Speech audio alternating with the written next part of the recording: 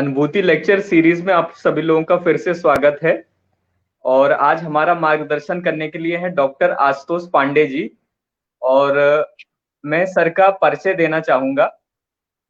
Sir ने MD और PhD किया है रस शास्त्र से, और सर करेंटली असिस्टेंट प्रोफेसर हैं आईएमएस लखनऊ में।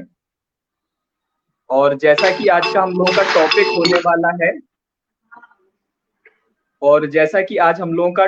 होने वाला है current status and relevancies of practice of rasa aushadhi in India. तो सर इस बारे में हम लोगों का मार्गदर्शन कीजिए। जरूर। स्टार्ट करें? May I start? जी सर। ओके। तो अपने टॉपिक को स्टार्ट करने से पहले, रसशास्त्र के किसी भी विषय पर बात करने से पहले रसशास्त्र के इष्ट देव भगवान शिव को प्रणाम करना आवश्यक है। ओम अघोरेभ्यो अथ घोरेभ्यः घोर घोर तरेभ्यः सर्वेभ्यः सर्व सर्वेभ्यो नमस्ते अस्तु रुद्र रूपेभ्यः। ओके। तो आज का जैसा टॉपिक है current status and relevance of practices of रस औषधीज इन इंडिया। तो करंट स्टेटस मतलब कि जो वैद्य, हम भारतीय वैद्य जो प्रैक्टिस कर रहे हैं, तो प्रैक्टिस में हम लोग ज्यादातर जो है या तो वो हर्बल फॉर्मुलेशन का इस्तेमाल करते हैं या फिर हर्बो मिनरल फॉर्मुलेशन का इस्तेमाल करते हैं। परंतु अभी रिसेंट जो 5-10 साल का सिनेरियो है कि जो युवा वैद्य हैं, इवन रस वैद्य तो रस चिकित्सा करते ही हैं, बट युवा वैद्य भी रस चिकित्सा की तरफ इंक्लाइंड हो रहे हैं, उसकी तरफ प्रोत्साहित हो रहे हैं। तो उसके क्या स्टेटस है, उसके पीछे के क्या रिलेवेंस है, इस पर चर्चा करेंगे। तो आज के जो व्याख्यान का विषय है, इसको हम लोग सबसे पहले रस औषधि के बारे में जानेंगे, फिर रस औषधि के बारे में जो अपने भारत के तमाम जो अच्छे और चिर परिचित जो ग्रंथ है और अनूठे ग्रंथ है, उनमें रस औषधि का क्या उल्लेख है, रस औषधियों का क्या वर्णन है, उसके बारे में हम लोग बात करेंगे। और इसमें भारतवर्ष के हर कोने से, चाहे उत्तर का हो, पश्चिम का हो, पूर्व का हो, दक्षिण का हो, उन्होंने अपना योगदान दिया है। उसके बाद हम लोग स्टेटस पर जाएंगे कि इस समय स्टेटस है क्या, और उसके पीछे के रीजंस कि प्रैक्टिसेस ऑफ रस औषधि मच प्रैक्टिस इन इंडिया क्यों है, उसके पीछे के रीजंस क्या है, उस पर हम लोग बात करेंगे। फिर हम वैद्यों के जो पर्सपेक्टिव हैं, जो हमारे भारत के जो रस वैद्य हैं या फिर जो वैद्य जो अच्छे वैद्य हैं, इस हालांकि ये बहुत ज्यादा वैद्यों से मैंने बात की, पर कुछ ही वैद्यों के यहाँ पर विचार रख पाया हूँ, और उन वैद्यों के विचार क्या हैं उनको आपके साथ साझा करूंगा। उसके बाद उस पर क्या रिसेंट रिसर्चेज हो रही हैं, देन उसके डिस्कशन पर, फिर कंक्लूजन, इस पर हम लोग जाएंगे।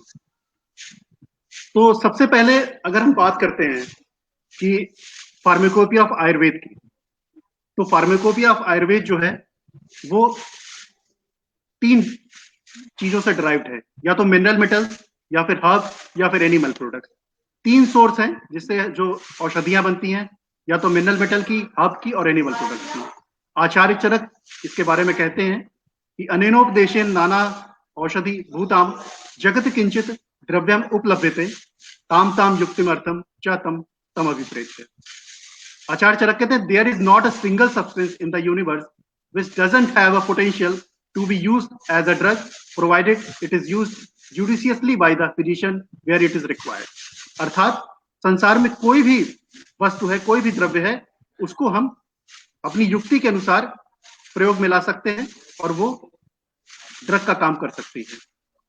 अब बात करते हैं हम रस शास्त्र की। तो रस शास्त्र के बारे में आप लोगों को पता ही है, इसमें ज्यादा आप लोगों को बताने की जरूरत नहीं है कि रस का अर्थात है पारद, और ये जो रस शास्त्र है, ये जो साइंस है, मेनली फोकस पारद पर है, परंतु उसमें द एलिबरेटिव डिस्क्रिप्शन ऑफ रस अर्थात पारद, महारस, उपरस, धातु, रत्न, उपरत्न और विभिन्न प्रकार के यंत्र, पुट और सभी खनिजों के, धातुओं के, महारस, उपरस के जो मेटल मिनरल्स हैं, इन सब का शोधन, इनका मारण, तत्व, द्रुति, भस्मीकरण, सभी चीजों का जो विस्तृत उल्लेख जिसमें आया है, जिस साइंस में है, उसे हम रसशास्त्र कहते हैं। और इसका प्रयोग लोह सिद्धि में और देह सिद्धि में, अर्थात एल्केमी में और मेडिसिनल पर्पस, दोनों तरीके से यूज हम करते हैं। तो रस औषधि वही है कि जब हम फार्मास्यूटिकली मेटल और मिनरल को प्रोसेस करें, या तो हर्बल ड्रग की मदद से या विदाउट हर्बल ड्रग, तो उसे रस औषधि कहते हैं। जैसा कि आप सभी जानते हैं कि भस्म है, द्रुति है, परपटी है, पोटली है, कुपीपक्व है, ये सारी रस औषधियां कहलाती हैं। और काष्ठ औषधि के बारे में अगर बात करें, हर्बल फॉर्मुलेशंस की, तो मेडिसिन प्रिपेयर्ड प्योरली फ्रॉम काष्ठ योनि plant source is known as काष्ठ औषधि। और इसके बारे में आचार्य शारंगधर ने बहुत ही अच्छा बता रखा है, अलग अलग डोजेस फॉर्म बताई हैं। स्वरस है, कल्क है, क्वाथ है, हिम है, पांट है, चूर्ण है, गुटी वटी है, अवलेह है, आसावरिष्ठ है। तो इस प्रकार अब हम बात करते हैं एट्रीब्यूट ऑफ रस औषधि की।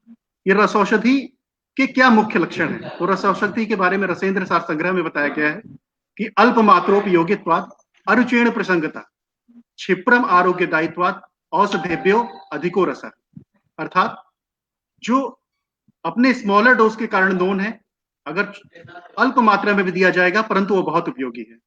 एंड अरुचेण प्रसंगता, don't cause any nauseatic sensation during consumption, किसी भी प्रकार की अरुचि नहीं होती। क्षिप्रम आरोग्यदायित्वात्, these medicines provide quick results, and अधिको रस, and these रस औषधीज is best among all medicines।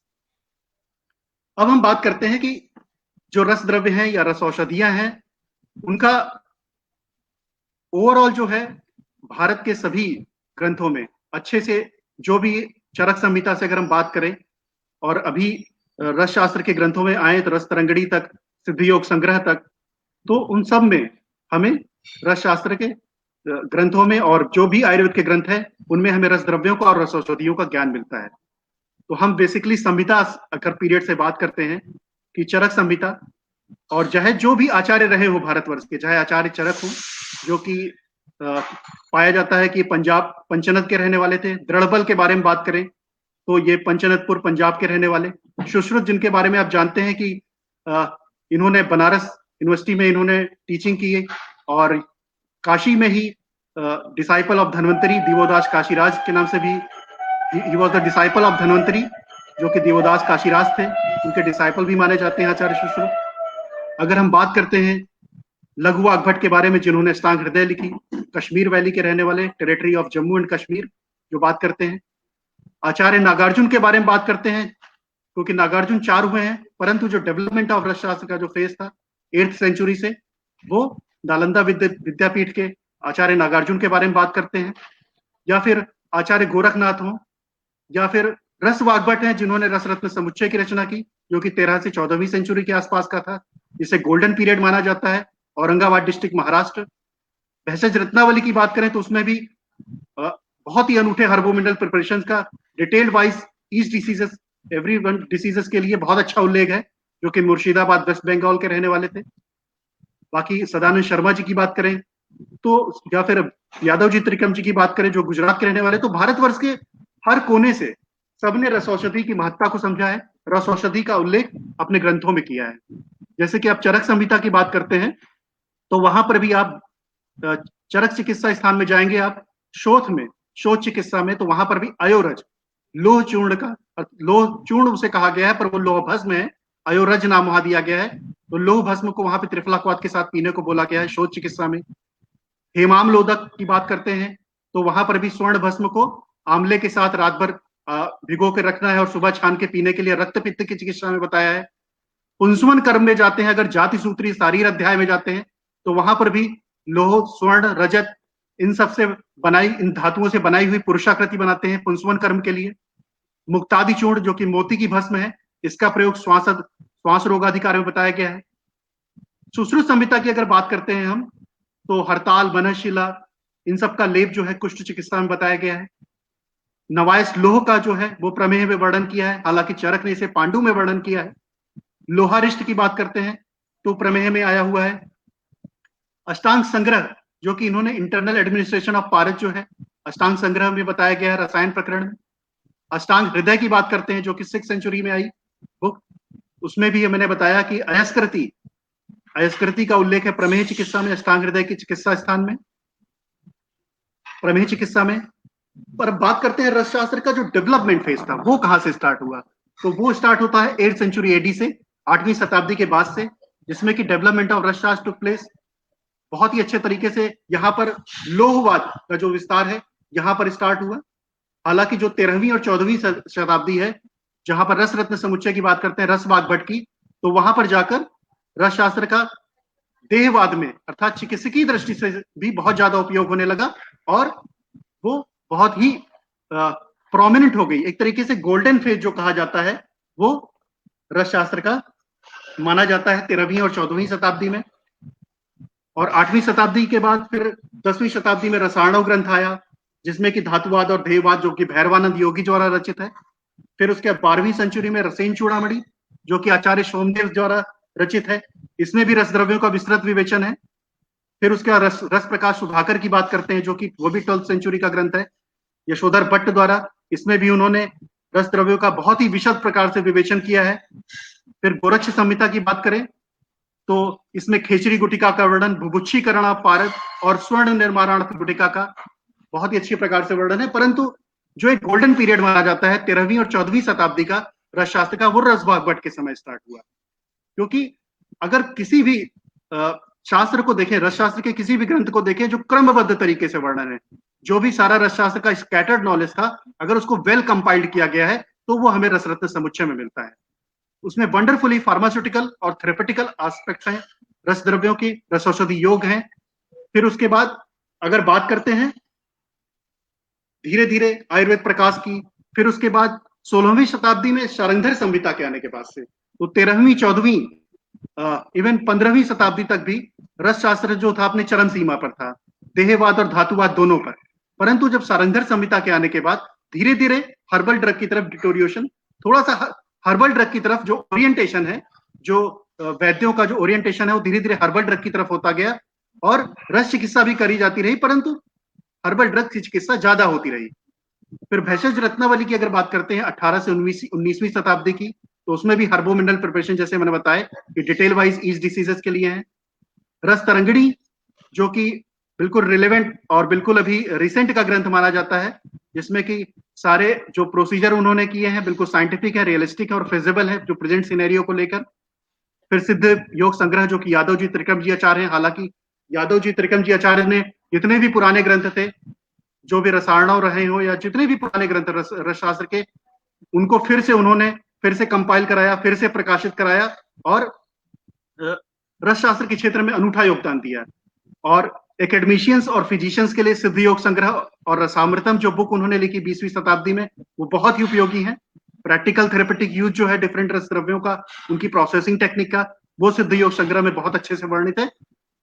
तो 13वीं 14वीं शताब्दी तक तो रस रत्न समुच्चय गोल्डन पीरियड में था, परंतु धीरे धीरे, हालांकि 20वीं शताब्दी पर 20 का प्रयोग किया जाता था, परंतु धीरे धीरे 16वीं शताब्दी के बाद से और 20वीं शताब्दी तक थोड़ा थोड़ा हम रस चिकित्सा की तरफ कम गए और हर्बल ट्रीटमेंट की तरफ हम ज्यादा फोकस्ड होते गए। पर आज हम 21वीं सदी में जी रहे हैं और अभी रिसेंट 5-10 सालों से जो मेरा व्यक्तिगत अनुभव है या फिर मैंने जिन वैद्यों के साथ कुछ सीखा है, अपने गुरुजन से सीखा है, जहां मैंने बीएचयू से पीएचडी की है, वहां मेरे जो गाइड थे वहां के एचओडी सर प्रोफेसर आनंद चौधरी सर, जिनके अंडर में मुझे काम करने का मौका मिला और रस शास्त्र को मैंने एक अलग तरीके से सीखा और वहां से रस शास्त्र के प्रति जो मेरा रुझान हुआ। इसके पहले मैंने जहां से एमडी किया वहां पर डॉक्टर अस्मिता वेले मैम और मेरी गाइड डॉक्टर माधुरी दलवी मैम, इन सब से रस शास्त्र को समझने का मौका मिला। और हम जैसे युवा वैद्य जो 5-10 साल से जो रस शास्त्र से जुड़े हुए हैं, उनको रस शास्त्र को समझने का और उनके रस शास्त्र के जो प्रैक्टिकल एस्पेक्ट हैं उनको समझने का और करने का मौका मिला, जिसकी वजह से और आप जैसे भी जो युवा वैद्य हैं वो इस समय मैं अगर देखता हूं तो रस चिकित्सा को अपने प्रयोग में ला रहे हैं। जो अगर वो प्रैक्टिस कर रहे हैं तो हर्बल ट्रीटमेंट के साथ साथ रस चिकित्सा को के प्रति भी उनका रुझान है और रस चिकित्सा के उन्हें वंडरफुल रिजल्ट्स मिलते हैं। तो इसके पीछे ये क्या स्टेटस है और क्या रीजंस है जो कि अभी रस औषधि की प्रैक्टिस इन 5-10 सालों से ज्यादा लोग प्रयोग में ला रहे हैं। तो इसके बारे में पहले हम स्टेटस पर जाते हैं कि जो भी भारत का रिप्यूटेड वैद्य है, एवरी पार्ट ऑफ इंडिया, चाहे वो नॉर्थ ईस्ट वेस्ट साउथ जहां का भी हो, नाउ इंक्लाइन टू गिव रस मेटल प्रिपरेशन, मेटल मेडिसिन, जो मेटल है, मेटल मिनरल प्रिपरेशन है, उनको वो इन जनरल जो है, जो पेशेंट है उनको भी दे रहा है। इवन सीरियस अगर कोई प्रॉब्लम है तो वहां पे भी दे रहा है। और सीरियस प्रॉब्लम है, क्रोनिक डिसीजेज है, वहां पर तो रस चिकित्सा बहुत ही उपयोगी और बहुत ही लाभकारी है। पर इवन इन सिंपल डिसीजेज जैसे कि प्रतिशाय है, अम्ल पित्त है, इन पर भी लोग जो वैद्य हैं वो रसकल्पों को दे रहे हैं और उनके रिजल्ट्स उनको बहुत ही जल्दी मिलते हैं। जैसे कि अगर आपको उदाहरण के स्वरूप पे समझाऊं तो प्रतिशाय में त्रिभुवन कीर्ति का बहुत अच्छा उपयोग करते हैं वैद्य, जो कि कफ शोषण का काम करती है। समीर पन्नग है, मल सिंदूर है, जो कि आर्सेनिकल्स हैं, ये वातज प्रतिशाय पे बहुत अच्छा रिजल्ट देते हैं।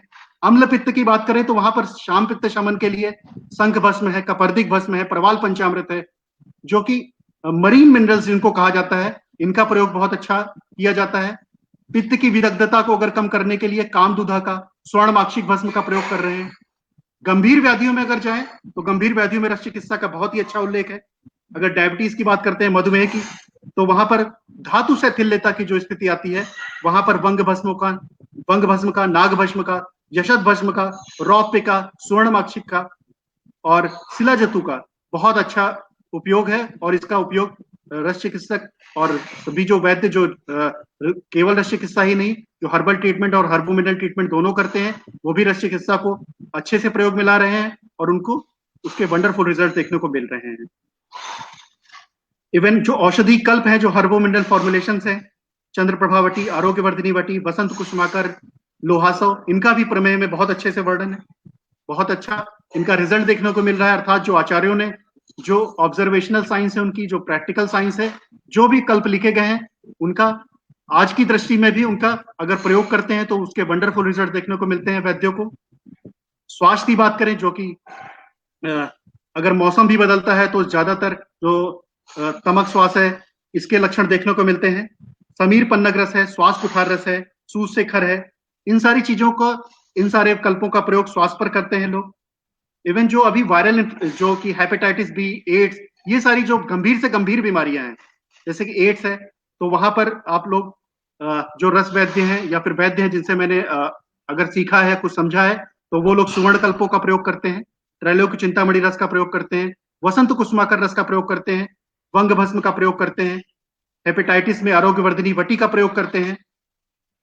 अगर बात करें हृदय रोग की, तो हृदय रोग में प्राणवायु, व्यान वायु, साधक पित्त, अवलंबक कफ, ये सभी जो भी ये वात पित्त कफ के जो प्रकार हैं, ये अपना सारा काम हृदय के थ्रू करते हैं।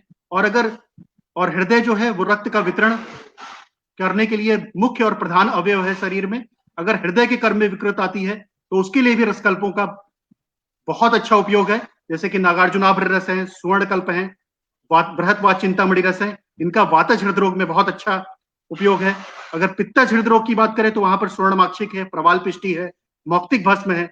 कफज हृदय रोग की बात करें तो वहां पर हृदयार्णव रस की बात करें तो बहुत ही वंडरफुल रिजल्ट हैं इसके। और इवन जो नए युवा वैद्य हैं, जैसे कि वैद्य आनंद पांडे जो वाराणसी के हैं, मेरे ही कुछ पेशेंट्स हैं जिनका, जो कि क्रोनिक रीनल फेल्योर के पेशेंट थे, जिनका सीरम क्रिएटिनिन लेवल लगभग 11 तक पहुंच गया था। तो उसके लिए उन्होंने सजेस्ट किया कि आप सर्वतोभद्रवटी का इस्तेमाल करें, सर्वतोभद्रवटी का जो प्रयोग करें, जो कि वृक्क रोग चिकित्सा अध्याय तो भेषज रत्नावली में उल्लेखित है। इसमें स्वर्ण, रजत, अभ्रक, लौह, शिलाजीत, गंधक और स्वर्णमाक्षिक का ये योग है। वरुण क्वाथ के साथ इसे ट्रिचुरेशन करके ये वटी बनाई जाती है। इसका वंडरफुल रिजल्ट्स मुझे देखने को मिला। अभी इवन से 15 दिनों से ट्रीटमेंट कर रहा हूं और वो 11 से जो वैल्यू है वो 7 पर आ गई है। और जो पेशेंट बहुत ही ज्यादा अनईजी फील करते थे, अब उनके अंदर ऐसा लगता है कि उनके अंदर एक नई ऊर्जा का संचार हो रहा है। वो इससे पहले एक रोटी खा रहे थे तो अब वो 3 रोटी खा रहे हैं और भूख भी बढ़ गई है। उनके जो चेहरे का तेज है वो भी बढ़ रहा है। और तो इसलिए वंडरफुल जब रिजल्ट्स हमें देखने को मिलते हैं तो हमें बहुत अच्छा लगता है कि नहीं, रस चिकित्सा बहुत ही लाभकारी है। तो इस तरह कई सारे डिजीज में कुष्ठ है और बहुत सारी डिसीजेज जो भी हैं, गंभीर हैं या इवन सिंपल डिसीजेज हैं, एक्यूट है या क्रोनिक है, सब पर रसकल्पों का बहुत अच्छा उपयोग है। अब बात करते हैं स्टेटस की कि रस औषधियां क्यों इस्तेमाल करते हैं रस वैद्य या फिर जो भी वैद्य है, क्योंकि ये बहुत ही कम मात्रा में दी जाने वाली और बहुत ही फास्ट रिलीफ करने वाली चिकित्सा है। इसलिए जो अभी भारतीय वैद्य हैं रस औषधि की तरफ ज्यादातर इंक्लाइंड हो रहे हैं। और बात करते हैं कि रस चिकित्सा की तरफ कैसे जो आज का युवा वैद्य है, जो आज का वैद्य है, वो कैसे इंक्लाइन होता है। तो उसके लिए सबसे मुख्य बात रखती है कि वो इन्फ्लुएंस कहाँ से होता है, उसके ऊपर प्रभाव कहाँ से पड़ता है। तो सबसे पहला प्रभाव पड़ता है उसके गुरु पर, उसके इंस्टीट्यूट पर, चाहे वो कोई भी वैद्य है वो किस इंस्टीट्यूट से आया है, भले ही वो प्राइवेट हो गवर्नमेंट हो, परंतु अगर उस इंस्टीट्यूट में उसको रस शास्त्र का ज्ञान, रस शास्त्र का प्रायोगिक ज्ञान और रस शास्त्र का चिकित्सकीय ज्ञान मिलता है, तो वो रस शास्त्र की चिकित्सा में पूर्ण विश्वास रखता है और रस शास्त्र को अपने पेशेंट पर प्रयोग में लाता है। अब बात करते हैं कि इस समय जो प्रैक्टिसेस मेटालो मिनरल मेडिसिन की रस औषधियों की जो प्रैक्टिस हो रही है, उसके पीछे के रीजंस क्या हैं। तो रीजंस में कारण जिनकी वजह से वैद्य रस चिकित्सा को अपने प्रयोग में ला रहे हैं। तो सबसे पहली बात है अवेलेबिलिटी ऑफ बेस्ट मेडिसिन। कोई भी पैथी हो, चाहे वो एलोपैथ हो, आयुर्वेद हो, होम्योपैथ हो, उसकी जान जो होती है उसकी मेडिसिन होती है। और जो बेस्ट मेडिसिन इस समय, पहले की जो पॉपुलेशन थी वो बहुत कम होती थी, वैद्य खुद मैन्युफैक्चर कर लेते थे औषधियों को, परंतु ज्यादातर पॉपुलेशन होने के कारण, बहुत ज्यादा समय न हो पाने के कारण जो वैद्य है अपने पेशेंट के लिए उस औषधि को नहीं निर्माण कर पाता है, इसलिए उसे जो मैन्युफैक्चरर कंपनियां हैं उन पे डिपेंड होना पड़ता है, जो मैन्युफैक्चरिंग फार्मेसीज हैं। तो इस समय आपके सामने कई सारी ऐसी फार्मेसी हैं जो कि आपको बहुत ही अच्छे प्रोडक्ट उपलब्ध कराती हैं रस औषधियों के, और ऑथेंटिक और जेन्युइन प्रोडक्ट। जैसे कि उनमें कुछ नाम है, मैं किसी का एडवर्टीजमेंट या प्रमोशन नहीं कर रहा हूं, परंतु ये कुछ जो मेरे वैद्यों से या मेरा व्यक्तिगत अनुभव है, जो भारत के प्रचलित वैद्य हैं उनसे जो मैंने उनका अनुभव लिया या उनके बारे में जो सुना कि वो कौन सी औषधि कहाँ की फार्मेसी का यूज करते हैं या खुद बनाते हैं दवा, तो उनमें उन्होंने बताया कि श्री धूत पापेश्वर लिमिटेड मुंबई की है, डाबर है, आयुर्वेदशाला कोटिकल के कुछ प्रोडक्ट्स हैं, उमा आयुर्वेद जो कासगंज फरुखाबाद की है, सांडू फार्मास्यूटिकल्स है, सिद्धेश्वर ड्रग्स जो कि कारल मन्ना चेरुपल से पलक्कड़ केरला की है, कृष्ण गोपाल भवन कालेड़ा अजमेर है। जैसे कि धूत पापेश्वर का अगर हम स्पेशल सेगमेंट की बात करें तो वहां पर स्वर्णकल्प है, रसकल्प है, भस्म है, गुटी वटी, इनके अच्छे प्रोडक्ट हैं। डाबर भी स्वर्णकल्प और रस रसायन में बहुत अच्छा है। आयुर्वेदशाला कोटकल अपने भस्मा कैप्सूल के कारण बिल्कुल प्रचलित में है, वो लोग सिंगल जो भस्म है उनको कैप्सूल में वो देते हैं। गुलिका वटिका इनकी अच्छी है। उमा आयुर्वेद जो है वो भस्म का, गुटिका, परपटी इन सब का एक लार्ज एक्सपोर्टर है, और उमा आयुर्वेद बहुत ही जेन्युइन प्रोडक्ट बनाता है भस्म के। सांडू फार्मास्यूटिकल्स की बात करें तो वो भी स्वर्ण योग और गुटी वटी बना रहा है, और इनके भी अगर प्रोडक्ट्स को यूज में ला रहे हैं वैद्य तो उनको वंडरफुल रिजल्ट देखने को मिल रहे हैं। सिद्धेश्वर ड्रग्स जो कि वैद्य शशि कुमार नेचिल जो कि रस वैद्य माने जाते हैं, उनकी खुद की ये फार्मेसी है, तो उनके भी स्वर्ण योग है, कुपी पक्व, गुलिका वटिका है, ये बहुत ही बेस्ट है। अब बात करते हैं देश की, अर्थात अब दूसरा फैक्टर जो है, पहला फैक्टर था कि अवेलेबिलिटी ऑफ बेस्ट मेडिसिन। तो हमने स्टेटस की बात कर ली कि रस औषधि का स्टेटस क्या है, जो वैद्य है वो क्यों रस चिकित्सा की तरफ इंक्लाइंड हो रहे हैं। अब उसके रीजंस पर जब हम गए तो पहला रीजन था अवेलेबिलिटी ऑफ बेस्ट मेडिसिन। आप इस समय पर आपको बेस्ट मेडिसिन प्रोवाइड करने वाली फार्मेसीज हैं। सेकेंड पॉइंट, वैद्य को यह सोचना चाहिए कि दूसरा इफेक्ट जो होता है वो देश का होता है, देश अर्थात हैबिटेट। और अगर हम भारत की जलवायु के हिसाब से, भारत की क्लाइमेटिक कंडीशन को देखते हुए, भारत की लैंड को देखते हुए, हैबिटेट को देखते हुए, अगर पूरे भारत को अगर हम 3 भागों में बांटते हैं तो वो जंगल है, अनूप है और साधारण देश है। अगर हम इफेक्ट ऑफ देश की बात करें तो हमारे इंडिया में जो जंगल और साधारण देश है, यहाँ पे काठिन्य और सुकुमार प्रकृति के लोग ज्यादा होते हैं। यहाँ पर टेम्परेचर जो है या तो बहुत एक्सट्रीम होगा, अगर गर्मी है तो बहुत ज्यादा होगी, ठंडी है तो बहुत ज्यादा होगी। तो यहाँ के जो प्रकृति है जो लोगों की, वो काठिन्य प्रकृति होती है। जो व्याधि होगी वो बलशाली होगी, तो उसको खत्म करने के लिए, उसको नष्ट करने के लिए, उसके प्रभाव को खत्म करने के लिए, जो उसका जो निगेटिव इफेक्ट है उसको अगर हमें उसके प्रभाव को खत्म करना है तो हमें बलशाली औषधि की जरूरत होती है, और वो बलशाली औषधि रस औषधि है जो कि जंगल और साधारण देशों पर ज्यादा कार्य करती है। अनूप देश की बात करें तो वहां के लोग तो सुकुमार प्रकृति के होते हैं और ह्यूज वाटर रिसोर्सेज है, तो वहां पर काष्ठ औषधि भी चल जाती है। परंतु अगर भारत के मैप को अगर देखा जाए तो 70% जो एरिया है वो जंगल और साधारण देश से घिरा हुआ है, और अनूप देश जो है वो 30% है। इसलिए रस औषधि बहुत अच्छा काम करती है।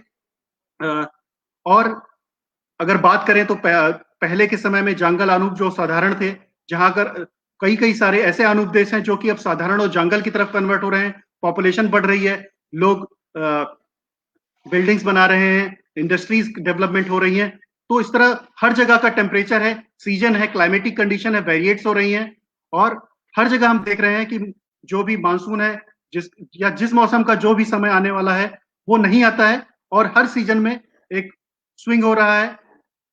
और इस तरह से जो स्ट्रॉन्ग एसोसिएशन है दो से दूसरे का, जो उनकी समूर्छना होती है वो बहुत ही ज्यादा स्ट्रॉन्ग एसोसिएट होती है और बलशाली व्याधियों को जन्म देती है, जिसके लिए हमें स्ट्रॉन्ग मेडिसिन की जरूरत है।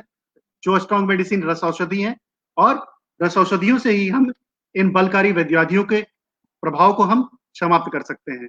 अगर हम बात करते हैं कि जो 70% जंगल देश है और साधारण देश है वो है क्या, तो जंगल देश की अगर बात करें तो जो माउंटेन एरिया है, लो वाटर रिसोर्सेज, अर्थात जहां पर वाटर रिसोर्सेज लो कंडीशन में है, जैसे अगर हम राजस्थान की बात करें तो जैसलमेर, बीकानेर, बाड़मेर डिस्ट्रिक्ट है।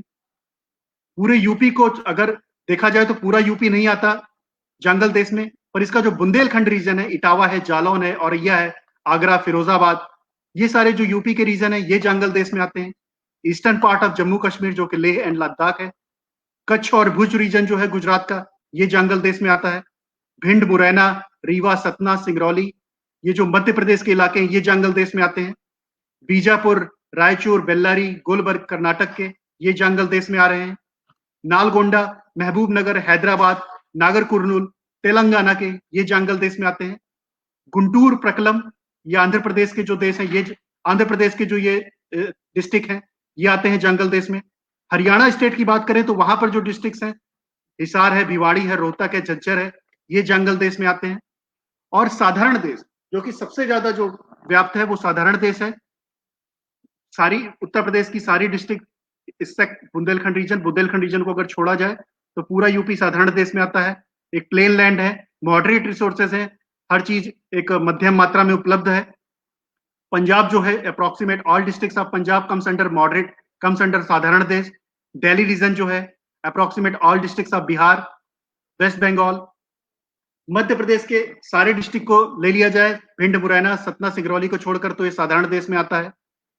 तेलंगाना स्टेट की बात करें तो निजामाबाद है, सिद्धपेट है, सूर्यापेट है, महमूदाबाद है, मुलुगु है, ये सारे प्लेन लैंड में आते हैं, मॉडरेट रिसोर्सेज में आते हैं। आंध्र प्रदेश की बात की जाए तो विशाखापट्टनम, मछलीपट्टनम, काकीनाड, ये आंध्र प्रदेश के हैं, ये साधारण देश में आते हैं। Approximate all districts of Tamil Nadu comes under sadharan देश। आनंद है, वडोदरा है, अहमदाबाद है, सूरत है, वलसाड है, ये गुजरात का एरिया जो है ये साधारण देश में आता है। त्रिवेंद्रम जो है केरल का एरिया, ये साधारण देश में आता है। परंतु केरल का जो थ्रिसूर है, कुन्नूर है, कोझिकोड है, वायनाड है, एर्नाकुलम है, कोट्टयम है, पलक्कड़ है, ये सारे जो है ये अनूप देश में आते हैं, जो कि near to rich water resources हैं। कर्नाटक की बात करें अनूप देशों में तो उडुपी, मैसूर, शिमोगा, चिकमंगलुरु, ये कर्नाटक के जो जिले हैं ये सब अनूप देश में आते हैं। महाराष्ट्र के जिलों की बात करें, ठाणे, रायगढ़, मुंबई, रत्नागिरी, सिंधुदुर्ग, ये अनूप देश में आते हैं। Entire Goa region comes under Anoop desh. Entire Andaman Nicobar island, Lakshadweep comes under Anoop desh. Haridwar, Nainital, Udham Singh Nagar जो उत्तराखंड के हैं ये अनूप देशों में आते हैं। सुंदरबन डेल्टा रीजन जो वेस्ट बंगाल का है ये अनूप देश में आता है। और Meghalaya also comes under Anoop देश। तो जब हम बात करते हैं कि ये जंगल अनूप साधारण का हमें क्यों ज्ञान होना जरूरी है, इसके लिए क्यों हमें मालूम होना चाहिए कि क्योंकि हमारे पास पेशेंट अगर कहीं से आता है तो हमें उसके हैबिटेट मालूम होना चाहिए कि वो किस जगह से आ रहा है, अर्थात उसकी क्लाइमेटिक कंडीशन के अनुसार से, उसके हैबिटेट के अनुसार से है हम उसके लिए औषधि का सिलेक्शन करते हैं। अगर हम बात करते हैं जंगल और साधारण देश के क्षेत्रों की, तो वहां पर सारी जो 6 ऋतुएं हैं, शिशिर, बसंत, ग्रीष्म, वर्षा, शरद, जो भी 6 ऋतुएं हैं ये फुल स्विंग के की तरह आती हैं। यहाँ पर जो जंगल और साधारण रीजन ऑफ इंडिया है, यहाँ पर हर मौसम को जो यहाँ का व्यक्ति है वो महसूस करता है। इसलिए यहाँ पर जो दोष दूसरे समूर्छना है उसका स्ट्रॉन्ग एसोसिएशन होता है, और इसको तोड़ने के लिए, इस दोष दूसरे समूर्छना से जो जनित व्याधि हुई है उसकी संप्राप्ति को तोड़ने के लिए हमें स्ट्रॉन्ग मेडिसिन की जरूरत होती है, जो कैपेसिटी सिर्फ रस औषधियों में है। और जो हालांकि अनूप देश जो है वो थोड़े बहुत एरिया में आता है, इसलिए वहां पर जो दो दूसरे से मुड़छड़ा है थोड़ी वीक रहती है, इसलिए वहां पर हर्बल मेडिसिन का भी काम हो जाता है, उनसे भी चिकित्सा संभव है।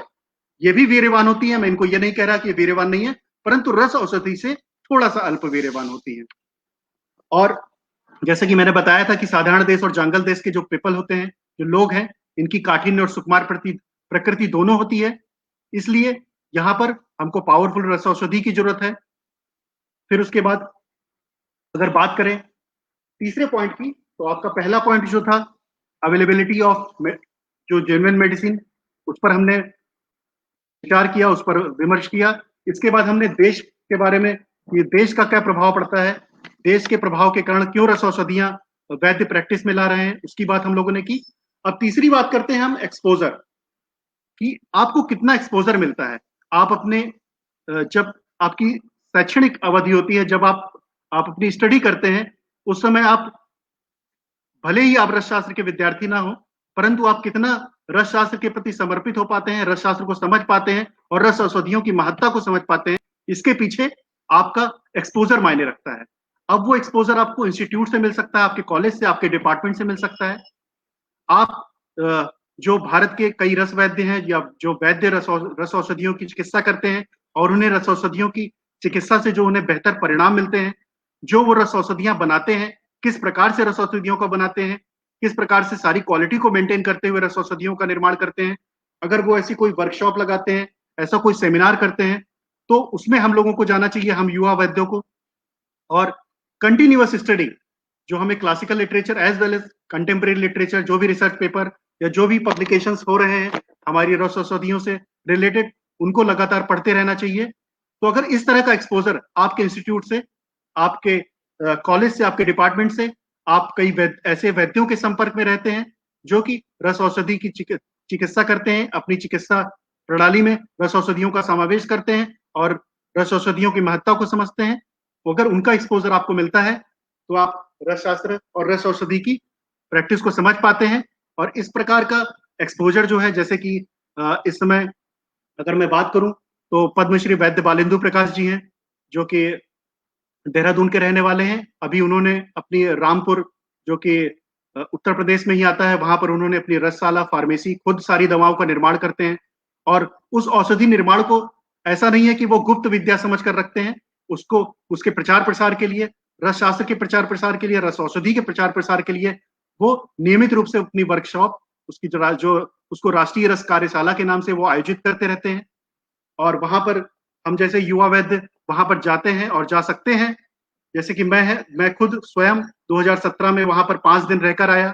जो वैद्य जी अपने पेशेंट के लिए, जो कि क्रोनिक पैंक्रियाटाइटिस पे जो उनकी मेडिसिन है और माइग्रेन पे जो उनकी मेडिसिन है, जो प्रतिसाय पर उनकी मेडिसिन है, इन सारी मेडिसिन का कैसे निर्माण करते हैं, कांत लौह भस्म कैसे बनाते हैं, स्वर्ण माक्षिक का कैसे वो सत्वपातन करते हैं, इन सारी चीजों को मैं वहां 5 दिन रहकर सीख कर आया। इसी प्रकार मेरे जैसे और भी कई लोग वहां पर जाते हैं।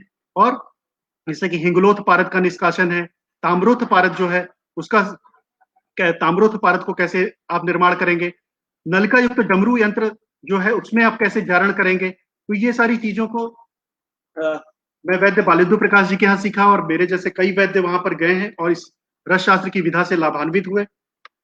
इसके बाद अगर बात करें तो वैद्य एम गोपी कृष्ण जो हैं, जो कि कोप्पल कर्नाटका के रहने वाले हैं, वो भी अपनी वर्कशॉप आयोजित करते हैं। आप लोग, मेरा अब सभी युवा वैद्यों से आग्रह है कि आप सभी लोग ऐसी वर्कशॉप को, ऐसी जगहों पर जाएं और रस शास्त्र को समझें, रस औषधि को अच्छी प्रकार से बनाना सीखें, क्योंकि अगर रस औषधि तभी काम करेगी जब आप उसका निर्माण अच्छे से करेंगे।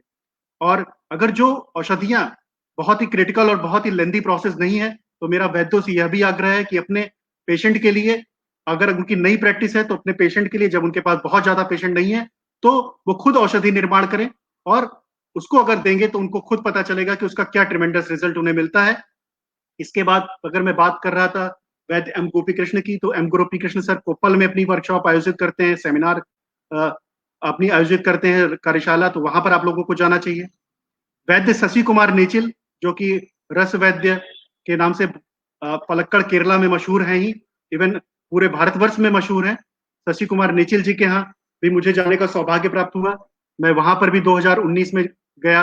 वहां पर उनके यहाँ मैंने शिलाजीत का पुट जो है, जिसको कि वहां पर वो लोग शिलाजतु पुट कहते हैं, जिसको कि हम लोग जिप्सम जो है वो वहां पर शिलाजतु के नाम से जाना जाता है, उसका पुट कैसे लगाते हैं। कांत लोह का सत्वपातन एक नए तरीके से वहां मुझे देखने को मिला। रस सिंदूर का निर्माण और भी हेमगर पोटली का निर्माण, ऐसे बहुत सारे औषधियों का निर्माण ऐसी वर्कशॉप में देखने को मिलता है, समझने को मिलता है। और सबसे अच्छी बात कि इन वर्कशॉप में आपको फ्री हैंड काम करने को दिया जाता है। आप बालेंदु प्रकाश जी के यहाँ जाएंगे तो आपको खुद आपको फ्री हैंड आपको काम करने का मौका मिलेगा। आप कांत लोह भस्म बनानी हो, आपको पुट लगाना हो, रात रात भर आपको वैद्य जी वहां पर काम कराएंगे। आप वहां पर काम करिए, सीखिए। और हिंगलोत्पारद, ताम्रोत्पारद, इन सब का जो कैसे प्रोसेस होती है, ये सारी प्रोसेस को फ्री हैंड आप वैद्यों के ऊपर साथ में वो रहते हैं, परंतु वो फ्री हैंड प्रैक्टिस करने को देते हैं, जिससे कि आप औषधियों का निर्माण जब आप खुद करते हैं तो आप उसके प्रति और आश्वस्त होते हैं कि नहीं, ये हम कर सकते हैं। इसके बाद अगर बात करें वैद्यों के पर्सपेक्टिव की, क्योंकि मैंने कई सारे वैद्यों से बात की कि वो उनका रसशास्त्र के बारे में क्या मत है, वो कौन सी रस औषधियों को प्रयोग में लाते हैं, कैसे वो रस औषधियों का निर्माण करते हैं, कैसे किन रस औषधियों को कहाँ से लाते हैं। और इस बारे में मैंने सबसे जो पहले वैद्य हैं पद्मश्री वैद्य बालेंदु प्रकाश जी, जो कि देहरादून के रहने वाले हैं, हालांकि ये मेरठ के रहने वाले हैं, परंतु इन्होंने अब अपना जो हॉस्पिटल है और जो सेटअप है वो पूरा इनका देहरादून में है। और अभी इनका एक और हॉस्पिटल जो है वो रुद्रपुर उत्तराखंड में भी अभी इस समय स्थापित हो चुका है और लोग वहां पर चिकित्सा से लाभान्वित हो रहे हैं। तो अगर पद्मश्री वैद्य बालेंदु प्रकाश जी की बात करें तो इनसे अगर मैंने पूछा कि आप अपनी रस औषधियों को आप अपनी प्रैक्टिस में कितना इस्तेमाल करते हैं, तो इन्होंने बताया कि मैं 80% रस औषधियों को, जो कि सेल्फ प्रिपेयर्ड, अपनी सारी औषधियों का निर्माण ही स्वयं करते हैं, और 80% रस औषधियों का अपनी चिकित्सा प्रणाली में प्रयोग में लाते हैं। इन्होंने एक हर्बो मिनरल फॉर्मुलेशन जो है कॉपर से, मरकरी और सल्फर से जो बनाया है, जो कि क्रोनिक पैंक्रियाटाइटिस पर बहुत ही अच्छा काम करता है। इसका इन्होंने निर्माण किया है, जिसका कि वो अमर नाम से इसको बनाते हैं मेडिसिन। फिर एक्यूट जो प्रोमाइलिटिक ल्यूकीमिया है उस पर ये नवजीवन रस है, कामदुघा रस है, प्रैक 20 जो इनका प्रोडक्ट है, ये उसका निर्माण करते हैं। फिर न्यूट्रिशनल एनीमिया में सुशेखर रस को देते हैं और बहुत सारे अलग अलग अनुपान के साथ। स्नीज क्योर जो कि अभी झंडू इनका ही जो प्रोडक्ट था इम्बो, जो कि ये मंडूर भस्म से बनाते थे और उसमें अदर हर्बल इंग्रेडिएंट्स ये उसमें मिलाते थे, उससे निर्मित प्रोडक्ट जो था स्नीज क्योर, जो कि इम्बो इस नाम से ये बनाते थे, परंतु इन्होंने अब इसकी सारी जो रॉयल्टी है वो स्नीज क्योर को दे दी है। सॉरी, झंडू जो इमामी ने झंडू को टेक ओवर कर लिया है, तो इमामी द्वारा जो प्रोडक्ट आता है स्नीज क्योर, ये भी इनका ही प्रोडक्ट है। इसका निर्माण सारा वैद्य बालेंदु प्रकाश जी ही करते हैं। बस जो ये मार्केट में जो इसकी जो मार्केटिंग बाई जो है, मार्केटेड बाई है, वो झंडू के द्वारा है। अब बात करते हैं वैद्य शशि कुमार नेचिल, जिनके बारे में मैंने बात की, केरला के रहने वाले, जो कि रस वैद्य, वेल एक्लेम्ड रस वैद्य हैं। ये खुद स्वयं अपनी रस औषधियों, इनकी खुद की मैन्युफैक्चरिंग यूनिट है, इनकी खुद की फार्मेसी है, जो कि सिद्धेश्वर फार्मेसी के नाम से है, सिद्धेश्वर फार्मेसी के नाम से है। और इनका जो इनकी क्लिनिक है वो सिद्धेश्वर आयुर्वेद के नाम पर है। और ये 80% रस औषधियों का अपनी चिकित्सा प्रणाली में यूज करते हैं और वेल नोन, वेल एक्लेम्ड रस वैद्य हैं।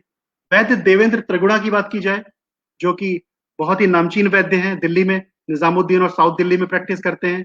वैद्य बृहस्पति जी त्रिगुणा जी के ये पुत्र हैं। ये 100% रस औषधियों का इस्तेमाल करते हैं अपनी प्रैक्टिस में। रसराज रस है, जैसे कि समीर गज केसरी रस है। इवन ओपीएम फॉर्मुलेशंस का बहुत ज्यादा उपयोग करते हैं और 50 से 60 पेशेंट की ओपीडी इनकी डेली रहती है। अगर हम बात करें धर्म आयुर्वेद भोपाल, जो कि बहुत ही प्रतिष्ठित और लब्ध संस्थान है, चिकित्सा संस्थान, वैद्य प्रशांत तिवारी जी का जो क्लिनिक है, वैद्य प्रशांत तिवारी, जो कि इनसे मैंने चर्चा की कि आप सर, आप रस औषधियों का क्या समावेश करते हैं अपनी प्रैक्टिस में, तो उन्होंने बताया मैं 50% रस औषधियां अपनी प्रैक्टिस में, 50% अगर मैं हर्बल ट्रीटमेंट दे रहा हूं तो 50% मेरा हर्बो mineral treatment, metallo mineral medicine का रहता है। मैं स्वर्ण योग है या गुटी वटी है, हालांकि ये रस औषधियों का निर्माण अभी उतना नहीं करते, इसलिए स्वर्ण योग और गुटी वटी जो है वो दूध पापेश्वर से मंगाते हैं। भस्म जो है वो डाबर से, और कृष्ण गोपाल आयुर्वेद भवन कालड़ा से ये कुछ स्वर्णकल्प और अन्य प्रोडक्ट मंगाते हैं रस औषधियों का। वैद्य दिनेश सिंह, जो कि गोरखपुर के रहने वाले हैं, इनकी प्रैक्टिस कम से कम 15 साल से ये प्रैक्टिस कर रहे हैं और बहुत अच्छी प्रैक्टिस चल रही है इनकी। और ये गोरखपुर में बहुत ही प्रतिष्ठित वैद्य आत्माराम दुबे जी, जो कि सत्यनारायण शास्त्री जी के शिष्य बीएचयू के ये प्रोडक्ट रह चुके हैं, वैद्य आत्माराम दुबे, और उनके जो शिष्य हैं ये वैद्य दिनेश सिंह, ये 15 साल से प्रैक्टिस कर रहे हैं और 70% रस औषधियों का प्रयोग में लाते हैं अपनी चिकित्सा में। धात्री लोह है, कामदुधा है, सूतशेखर है, ये अम्ल पित्तमर ये प्रयोग में लाते हैं। आम वातारी है, योगराज गुग्गुलू है, ये आम बात में प्रयोग में लाते हैं। और ये जो फार्मेसी, किन फार्मेसियों से ये दवाएं उपलब्ध कराते हैं, उनमें ये बताते हैं कि मैं उमा फार्मेसी, ऊंझा फार्मेसी और दूध पापेश्वर से प्रोडक्ट अपने परचेज करता हूँ। वैद्य आकाश चंद्र त्रिपाठी की अगर मैं बात करूं वाराणसी के, तो ये भी अपनी प्रैक्टिस में 70% रस औषधियों का समावेश करते हैं। इनसे मैंने पूछा तो इन्होंने भी बताया कि एक्सेप्ट नागभस्म, ये सारी रस औषधियों का इस्तेमाल करते हैं। और ये कहते हैं कि बहुत सारे र्यूमर्स हैं रस औषधि के बारे में, परंतु अगर वैद्य खुद निर्माण करे या फिर किसी अच्छी कंपनी से, अच्छी फार्मेसी से अगर प्रोडक्ट को लेता है और उसका उपयोग में लाता है, तो there is no harmful effect. और ये उमा फार्मेसी, दूध पापेश्वर, इन फार्मेसी के प्रोडक्ट का इस्तेमाल करते हैं। बात करते हैं वैद्य आनंद पांडे जी, जो कि वाराणसी गंगा आयुर्वेद चिकित्सालय नाम से इनका जो क्लिनिक है, वैद्य आनंद पांडे, ये 50% जो है वो रस औषधियों को प्रैक्टिस करते हैं अपने प्रैक्टिस में। और इन्होंने प्रोडक्ट जो मंगाते हैं अपनी रस औषधियों के, कृष्ण गोपाल आयुर्वेद भवन कालेड़ा अजमेर से मंगाते हैं। एसडीएम उडुपी जो कॉलेज है, एसडीएम जो कॉलेज है, श्री धर्मस्थल मंजूनाथ जो कॉलेज है उडुपी में, वो भी कुछ लिमिटेड प्रोडक्ट बनाता है रस औषधियों के, तो ये उन प्रोडक्ट का इस्तेमाल करते हैं। और इनका कहना है कि अगर एक सही ड्यूरेशन में रस औषधियों का इस्तेमाल करना बहुत जरूरी है। हालांकि हर वैद्य को पता है कि एक स्पेसिफिक डोज होती है, स्पेसिफिक ड्यूरेशन होता है, तब तक हमें वो ट्रीटमेंट देना चाहिए। अदरवाइज रस औषधि, इवन काष्ठ औषधि के भी हार्मफुल इफेक्ट देखने को मिलते हैं।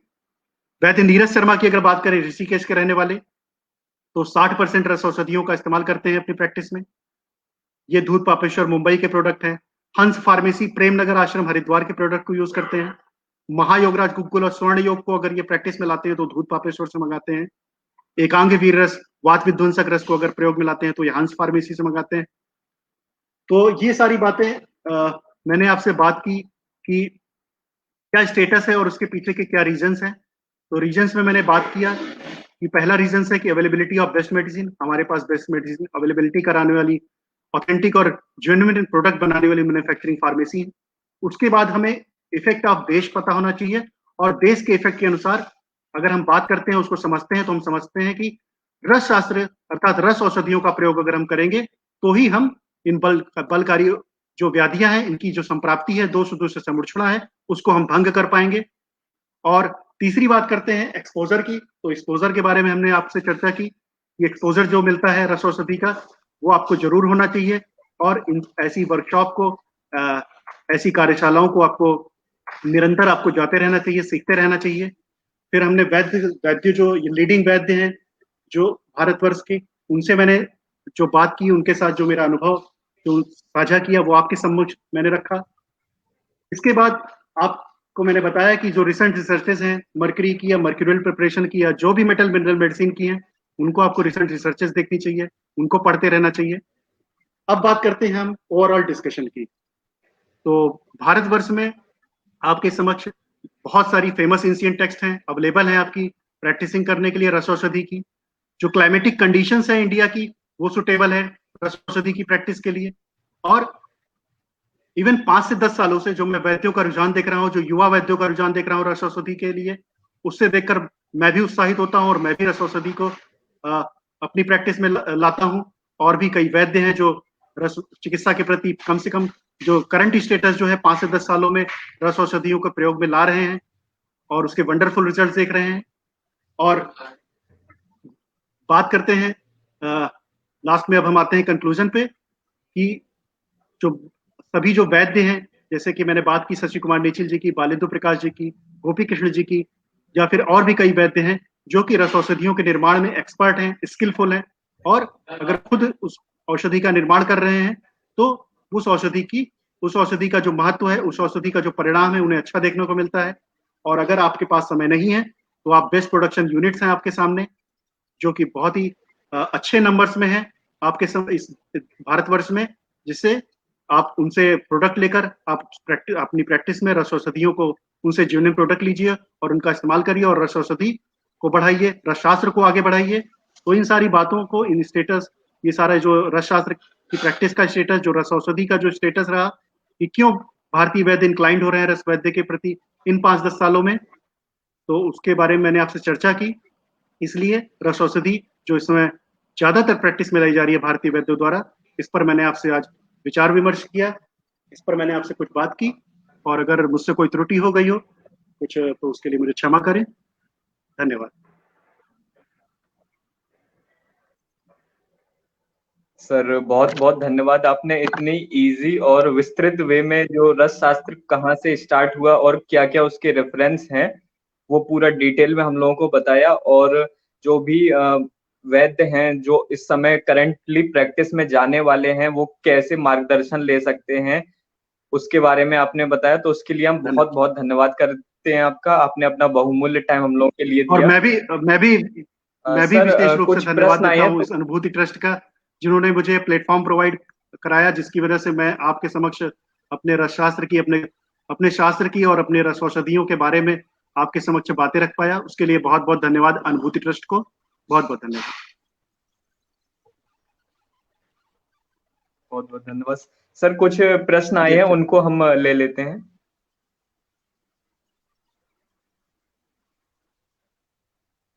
सर पहला प्रश्न आया है वैद्य प्रशांत जी, जो कि हमसे लास्ट बार जुड़े थे, तो we must connect metallurgy and Rasa Shastra to. बिल्कुल सर सही सजेशन है। मेटलर्जी और रस शास्त्र का आपस में पूरा संयोग है। इवन हम लोग जो भी रस शास्त्र की औषधियां हैं, जो रस शास्त्र है बेसिकली एंशिएंट केमिस्ट्री है। एट्रोकेमिस्ट्री जो है इसमें पूरा मेटलर्जी का समावेश है, जो कि आप कोई भी भस्म बनाते हैं उसके फंक्शनल ग्रुप को आप चेक करिए, ठीक है, उसका एक्सआरडी कराइए, उसका क्या कंपाउंड आता है, उसकी क्या पार्टिकल साइज है, उसके अंदर क्या एलिमेंटल एनालिसिस है। इवन मेरा मानना है कि अगर आप कोई नई रस औषधि बना रहे हैं, ठीक है, तो नई रस औषधि को बनाने के लिए आप साथ में मेटलर्जी डिपार्टमेंट से अदर जो भी फिजिक्स के या केमिस्ट्री के या फिर जो रिप्यूटेड लैब्स हैं उनसे आप जरूर एनालिटिकल स्टडी कराएं, जो मेटलर्जिकल जो पॉइंट्स हैं उनको समझें, और जिससे आप समझ पाएंगे कि इसमें हैवी मेटल कंटेंट तो नहीं है, ये पूरी तरीके से सुटेबल है, सेफ है, तभी आप उसका इस्तेमाल करें।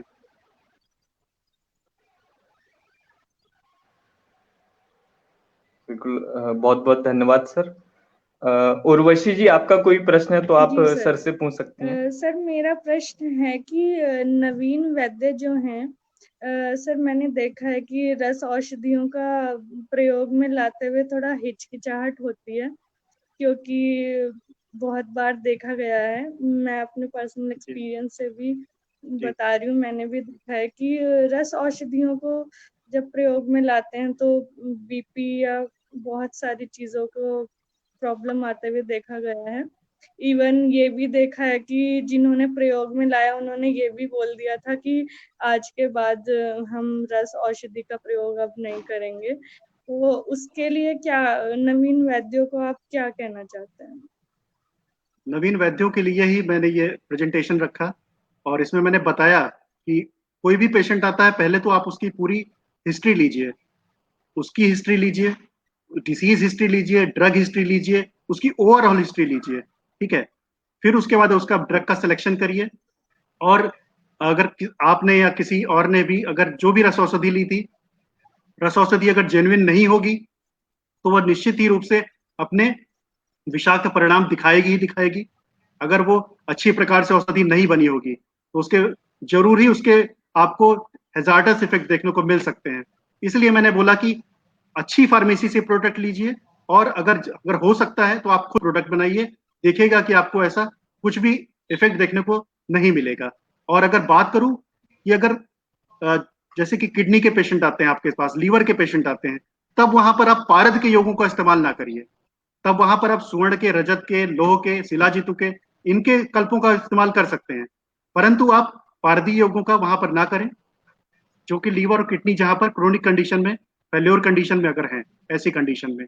और जो भी प्रोडक्ट इस्तेमाल करिए वो जेन्युइन फार्मेसी का करिए, और साथ में अगर आप मान लीजिए किसी पेशेंट को आप 3 महीने की स्टडी पर रखते हैं, आप किसी का प्रोटोकॉल किसी को 1 महीने तक का ट्रीटमेंट दे रहे हैं, तो उनका फॉलो अप में उनका साथ साथ उनका सीबीसी, एलएफटी, आरएफटी, जो उनका जो वाइटल ऑर्गन्स हैं उनको देखते हुए चलिए कि कोई उनका रीनल फंक्शन तो नहीं डिस्टर्बेंस हो रहा है, उनका लीवर फंक्शन तो डिस्टर्बेंस नहीं हो रहा है, कहीं आपको जो ब्लड की जो सारी रिपोर्ट है, टीएलसी, डीएलसी, वो सारी चीजें आप देख रहे हैं, तो वहां पर कोई आपको डिफॉर्मिटीज नहीं दिख रही हैं, तो इन सारी चीजों को अगर आप ध्यान में रखेंगे, इन सब चीजों को लेते हुए साथ में चलेंगे, अगर आपको वहां पर कोई भी, अगर आपको मान लीजिए कि आपने कभी किसी रस औषधि का इस्तेमाल किया, आपके समय में वो आप जिस कंपनी की चाहते थे आपको रस औषधि नहीं मिली और आपको वो रस औषधि किसी दूसरी कंपनी की इस्तेमाल की, एक सेकेंड,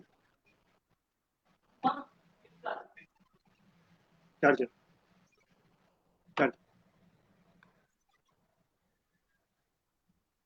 यहाँ पर, तो आप जब रस औषधियों को देते हैं, तो इस तरह अगर आप बायोकेमिकल इन्वेस्टिगेशन कराते रहेंगे, इस तरह सीबीसी, आरएफटी, एलएफटी कराते रहेंगे, तो आपको अगर लगता है कि थोड़ा सा भी डिस्टर्बेंस हो रहा है, उनका एसजीओटी, एसजीपीटी बढ़ रहा है, या फिर उनके यूरिया में कुछ दिक्कत आ रही है, कुछ भी अगर आपको डिस्टर्बेंसेस देखने को मिलते हैं, तो फिर आप उसको बंद करिए और फिर उसके बाद उसको स्टार्ट करिए और जेन्युइन प्रोडक्ट यूज करिए। निश्चित रूप से आपको इस बेहतर परिणाम मिलेंगे और ऐसा आपको कभी भी रस औषधि से आपको निराशा नहीं होगी। जी sir, thank you sir. Sir एक और क्वेश्चन आया सर एक और क्वेश्चन आया पंकज गोयल जी का। सर रस द्रव्य क्या नित्य रस सेवनीय द्रव्य है? बिल्कुल नित्य सेवनीय है। रसायन चिकित्सा, मैं उनसे कहना चाहूंगा कि आप रसायन चिकित्सा पढ़िए, उसमें नित्य सेवनीय बताए गए हैं, नित्य सेवनीय रसायन द्रव्य हैं।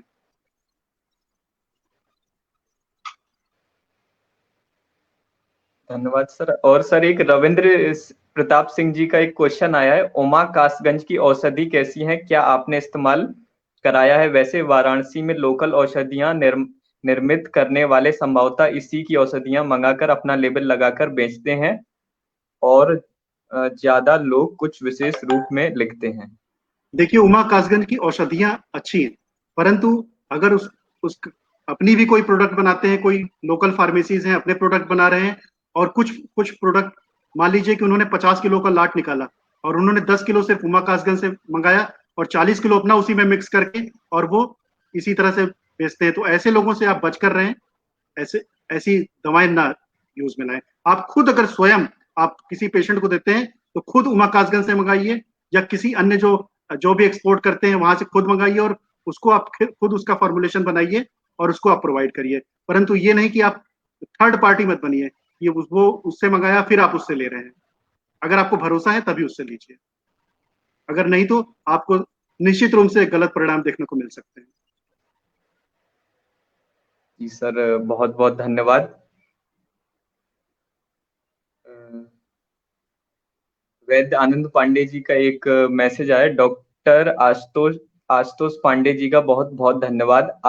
आपने अपने व्यस्त शेड्यूल से समय निकालकर अनुभूति ट्रस्ट आपका सदैव आभारी रहेगा और उम्मीद करते हैं कि आप आगे भी हम लोगों का मार्गदर्शन करते रहें सर।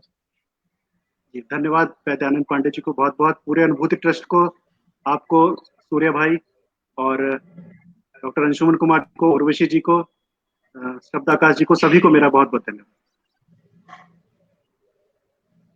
बहुत बहुत धन्यवाद सर।